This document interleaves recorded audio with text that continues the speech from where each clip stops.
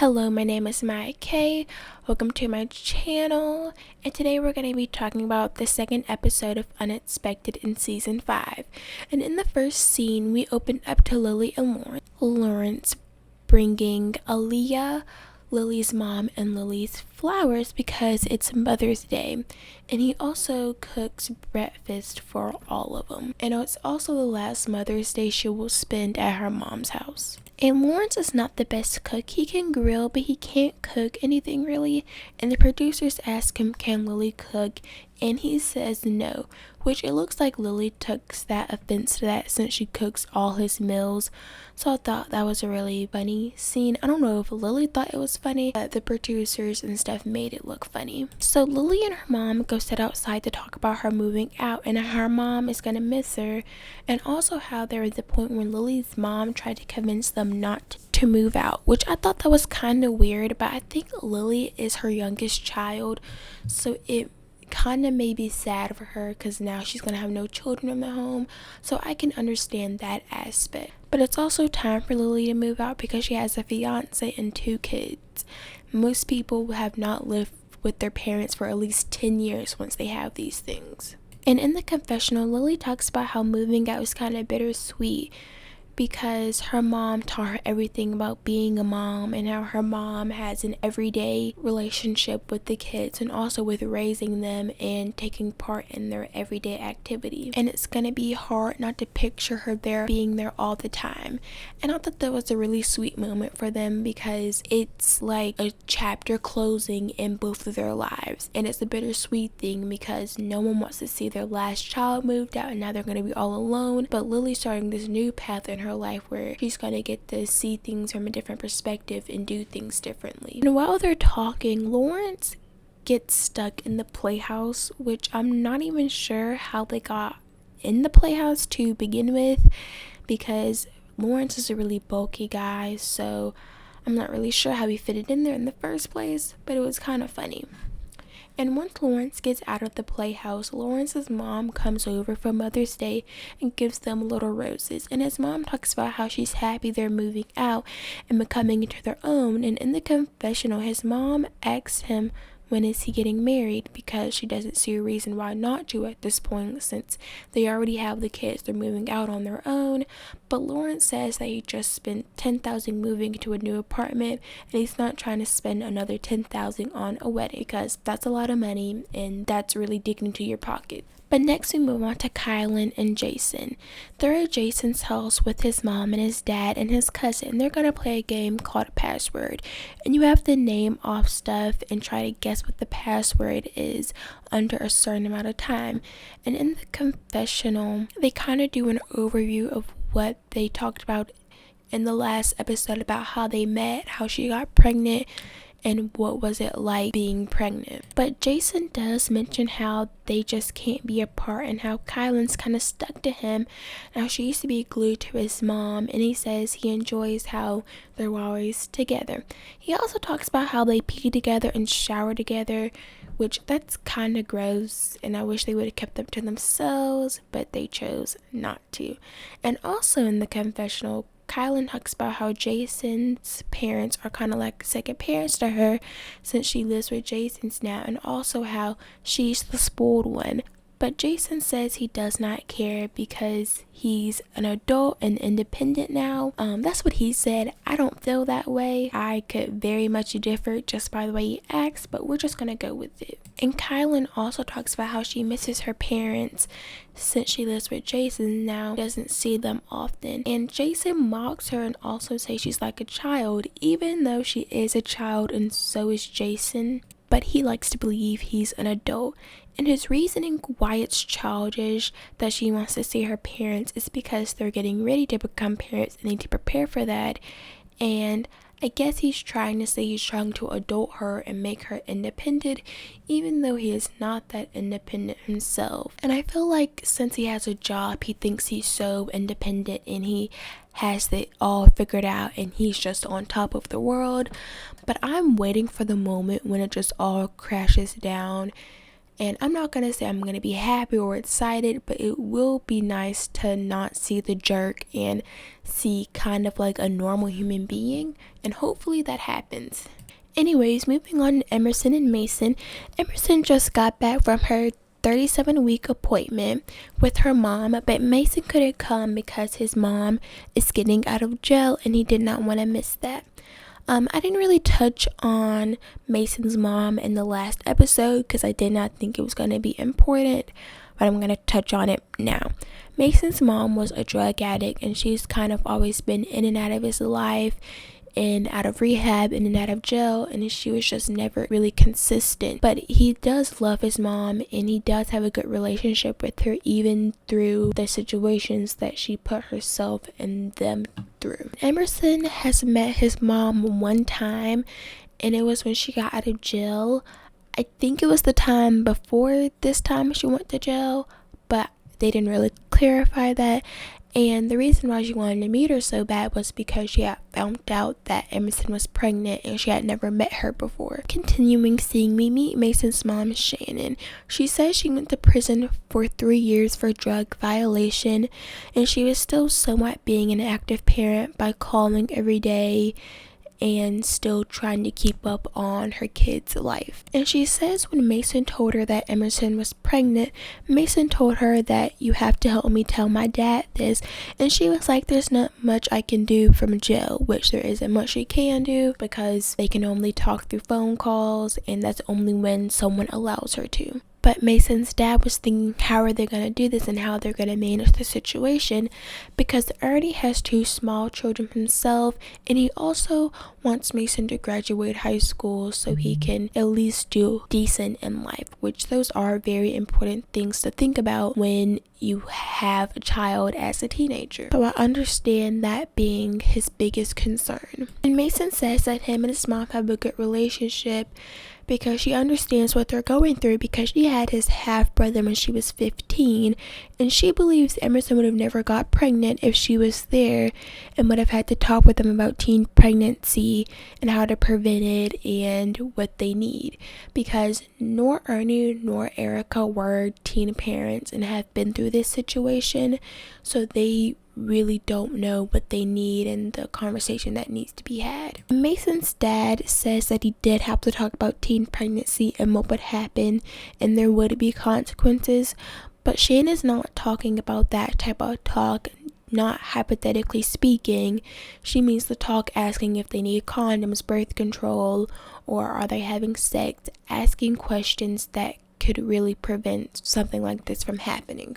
It makes his parents feel like he's not ready to be a parent, and he seems like he's completely detached. That's what his parents said.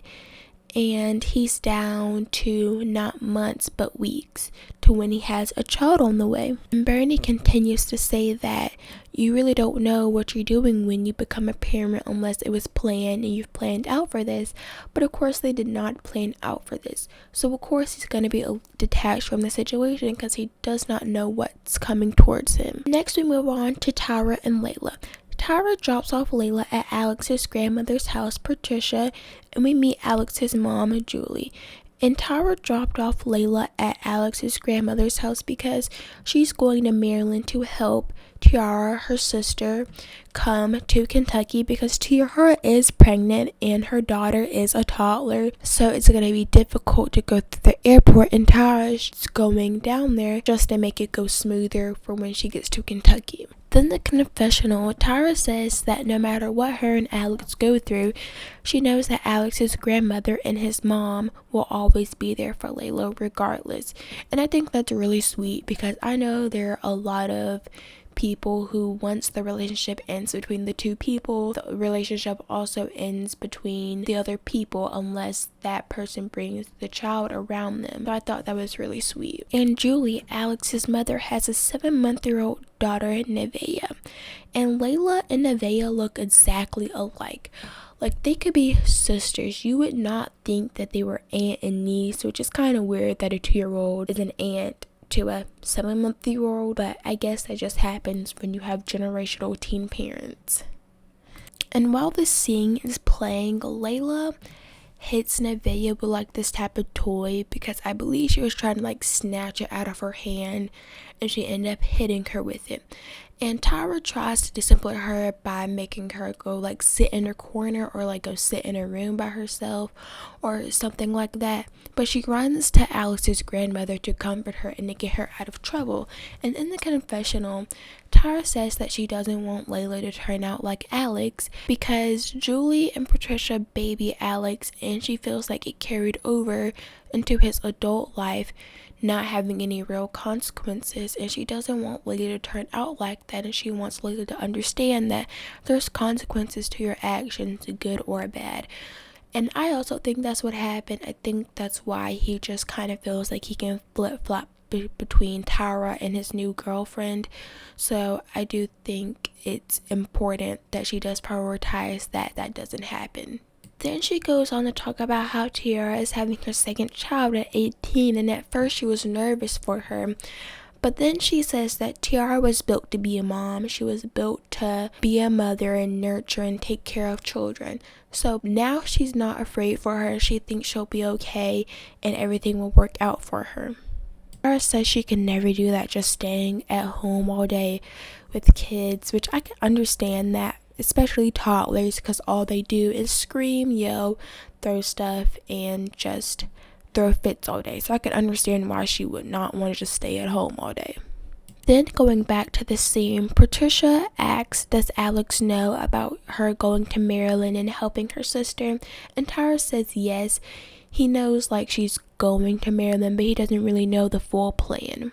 And she says that Alex asks more about Layla than he does about her life. And the reason why this conversation is even happening is because Alex is in Texas with his new girlfriend, or other girlfriend. I don't know if Alex and Tiara are still an item or not, because in the last episode she said they literally had sex that night. So I'm really not sure what's going on between them. But his other girlfriend is supposedly supposed to be pregnant with a baby boy. And I'm actually thinking about making a video on the whole situation, because the situation did play out on social media, and it will make a lot more sense and you'll get a lot more insight by going and looking it up. So I think I may make a video, so maybe y'all will get that soon. But continuing on, Tiara says that Layla asks if her dad is going to be home tonight and if they're going to sleep in the bed together, and she says that she could wish she could leave Layla with Alex, but she can't because he's obviously with his new girlfriend, which that's kind of sad, because we were all rooting for Tiara and Alex since they were on season 3, I believe, and to kind of see it deteriorate is kind of sad. And Tiara asks his grandmother if he said anything about when he's coming back, and she said no, so he's kind of just doing his own thing, and he'll give updates here and there when he feels the need to, which that's kind of sucks, because you have a child and I feel like you should be calling every day saying how your child is, or at least sending a text. Or maybe he is and he's just not talking about what's going on between him and his other girlfriend. Then we go to his mom in the confessional, and she says that she does not agree with Alex's decisions that he's making right now, because he's harming Tiara in the process, because he doesn't know whether he wants to be Tiara or not, and he just goes back and forth. And his mom also talks about how if the girl is pregnant, it will be complicated to travel back and forth between Texas and Kentucky to see each of your children, depending on who you're with and who will take you back. So I don't know, I guess we'll see. And I also kind of have a theory about the other girl being pregnant. I think we're gonna find out like at the end of the season, or like mid through it in season point, and find out if the girl is really pregnant. The girl says she is not working with TLC, but I wouldn't be shocked if last minute it popped up and said that she was. So I think that's what's gonna happen. Next, we move back around to Kylan and Jason, and they're getting ready to go hang out with Kylan's parents, Marie and Michael, which this is a little off topic, but Kylan looks exactly like her mom. Like if you would see them in public, you would know that they're mother and daughter. But back to what I was saying, Kylan talks about how she used to have a lot of anxiety and used to be really attached to her mother. But now that she's moved out and she lives with Jason, it's not like that anymore, of course, because she doesn't live with her and she's not around her all the time. But she says they still have a really good relationship. Kylan's parents were not happy when they found that they were pregnant because of her age and how young she was going to have to take on such a big responsibility. And her dad talks about how he wanted to harm Jason once he found out that she was pregnant because he felt like he ruined his daughter's future, which I don't agree with. And something I hate with a passion is when parents try to blame one person for something like a teen pregnancy happen when it took two people to make the situation happen. So I just wish parents would realize that it's just not a one person thing, it's a two people thing. But Kylan's dad said he's excited to be a grandfather. And while they're in the car going to Kylan's parents' house, Kylan asks her parents if they want to go to her next ultrasound. And when Kylan is asking this question, her dad starts to get this really nasty cough, like he could be choking up blood or like there could be a lot of mucus in his throat. Then in the confessional, he goes on to say that he has heart problems and he has heart attacks all the time, and also how he has stage 3, almost stage 4 kidney disease and chronic obstructive pulmonary disease, which is a group of diseases that cause airflow blockage. And that was really sad to hear because it makes it seem like he could just drop any day and just like his body can give out. And I understand why Kylan wants to see her parents more because, you know, it seems like his time is getting limited. Then after confessional, going back to the scene, they're at Kylan's parents' house and Jason is standing there looking annoyed. And then in the confessional, he goes on to say he's irritated because he feels like Kylan's parents are being pushy and overstepping, and he says that him and Kylan need to be independent, get their own place, and all these things, which he has to know about what's going on with her dad, because if we know, then he knows. And I feel like that is such a jerk thing to say. And like he just has no concept of what's going on around him besides what he feels and what he thinks. And like I feel like every time I hear him talk or just say something ridiculous, I lose a brain cell. And Kylan's dad asks how often will they get to see the baby, and Kylan says they'll get to see the baby a lot, which he seems like he doesn't really believe that, because I think he knows how Jason is and how she'll just do whatever he says. So hopefully they will get to see the baby a lot, but I wouldn't be surprised if they don't get to see the baby a lot. Next we circle back around to Lily and Lawrence. Lily and Lawrence are getting ready to move out of Lily's mom's house, and they have packed everything up and bought everything. Like they already bought the furniture, pots and pans, coffee pot, and all that stuff, which to me it would make more sense to buy the furniture after so you can go ahead and just get it delivered to the home. But I don't know, I'm not the one moving and it's really not about my convenience, it's about theirs. So anyways, but in the confessional, Lily's mom says how she's afraid that Lily and Lawrence are gonna butt heads a lot because he is the main one working and making all the money, and because he is, Lily has to depend on him, and Lily is an overspender and Lawrence is a cheap person. Lily uses this example on how if Aaliyah wanted 5 Barbie dolls and a LOL doll, she would get it in a heartbeat, and she says it's something about seeing her child smile and being happy that just makes her happy and drives her to do it, which I can understand that, but Barbies and the little dolls are expensive, so she probably won't be able to do that type of spending once they move. And Lily talks to her mom about how Lawrence is cheap and only wanted to spend $300 on a couch, which I don't know where you're gonna get $300 for a couch, a nice couch that is durable. But Lily ended up spending $600 on the couch, and they had like this text exchange that they showed where Lily asked if she could get the $600 couch, but she asked a couple of different questions in like these mini paragraphs. So Lawrence just said yeah, cool, to answer all of her questions because he was in the middle of doing something. And once she came home with the $600 couch, he was upset because he did not say yeah, she could get the couch. But she says that he did, because once he said yeah, cool, that means she can get the couch, which it does mean that, because if you say yeah, cool, you're saying yeah, cool, do whatever. But he didn't say no. And then if he didn't want her to get the couch, or he just didn't have time to respond, he should have just typed that out instead.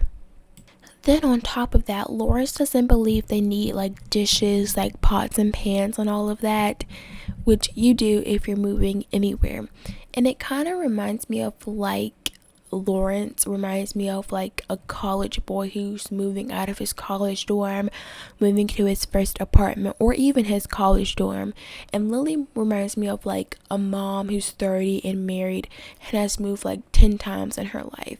So I just think the difference is kind of weird, since they both have kids and, you know, they're both in the same situation. And lastly, we move on to Tiara and Dee. Tiara is Tara's little sister, and she is 32 weeks pregnant with a baby girl, and she has a 2-year-old daughter named Ella, and she also has a fiance named Dee, who is 21.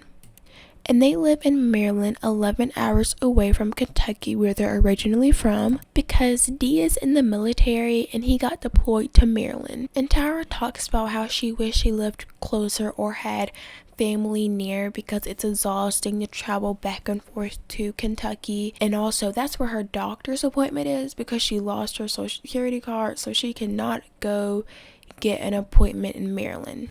And Dee says that he joined the military because he did not know what he wanted to do with his life, and the military just seemed like the next best option because he had a child and a fiance to take care of. And because he did, he says that the military was the best decision that he ever made. And they're getting ready to go pick up Tiara from the airport because she's coming to Maryland to help Tiara and Ella get to Kentucky. And Dee says that Tiara and Tiara go back and forth, but Tiara says that's just the way they communicate. But Tiara's emotions are 10 times stronger now that she's 32 weeks pregnant, and hopefully everything goes smooth. And that's where the episode ended. It was a really good episode in my opinion, and I think it's just going to be a good season, period. Hope you enjoyed. Like, comment, subscribe if you want, and bye.